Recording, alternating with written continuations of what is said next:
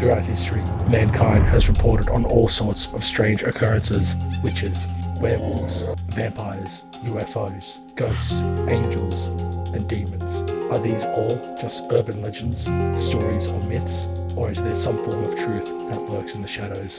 Together, we endeavour to explore and investigate these strange occurrences which have taken place throughout mankind's history.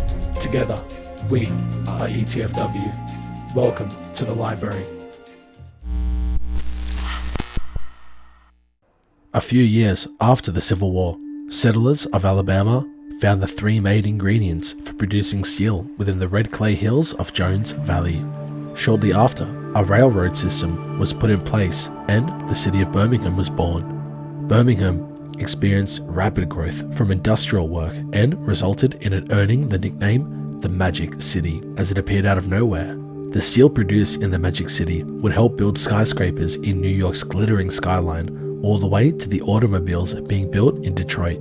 However, a not so magical fact was the hard work and extreme conditions the workers endured to make this happen. Many suffered to produce the steel required, however, none more so than the workers at the Sloss Furnace.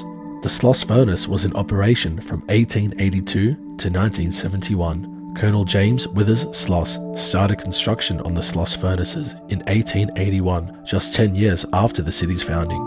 Sloss quickly capitalized on Birmingham's fortunate location and the enormous amount of cheap labor available in the form of freed slaves. The jobs at Sloss were highly dangerous, but also sought after, as working with the blast furnaces was fairly advanced for the time. No government agency protected the rights of workers. 12-hour days were normal, and pay often came in the form of scrips, only good at the company's store. The working conditions were horrendous. Due to the immense amount of carbon monoxide the furnaces would create, every inch of Sloss Furnace held danger for the workers who toiled away, from the catwalk to the tunnel, the furnaces to the wheel. Every dangerous step could have, and was often their last. One of the most horrible deaths we found while investigating was that of a worker who was on his lunch break, sitting near one of the large flywheels used to power the huge broilers. He leaned too close, and unfortunately his clothing caught, which slowly dragged him into the gears. Those who witnessed this accident cringed and became sick, as each time the wheel went around,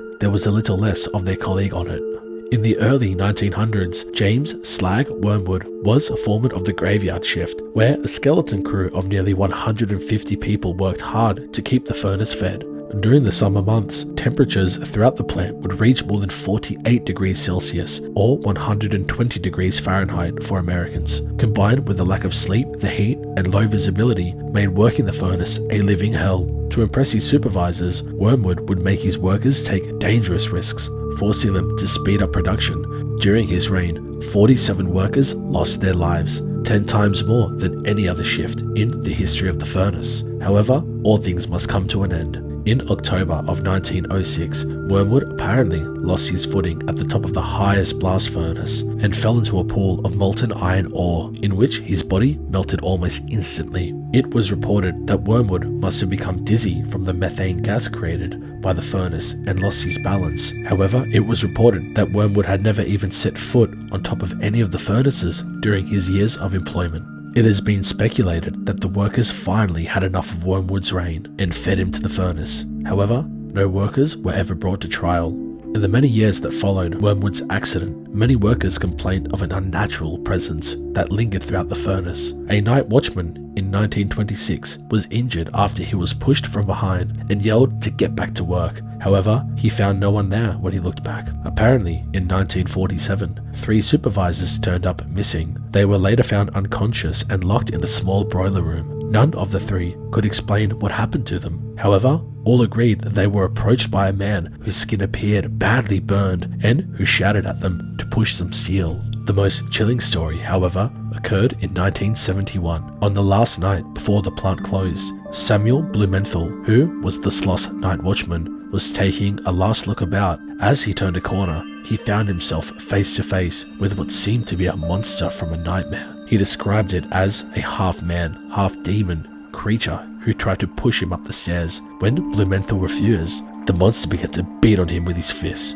Upon later examination, Blumenthal was found with intense burns covering his body. He would survive this ordeal. However, he would never return to Sloss again.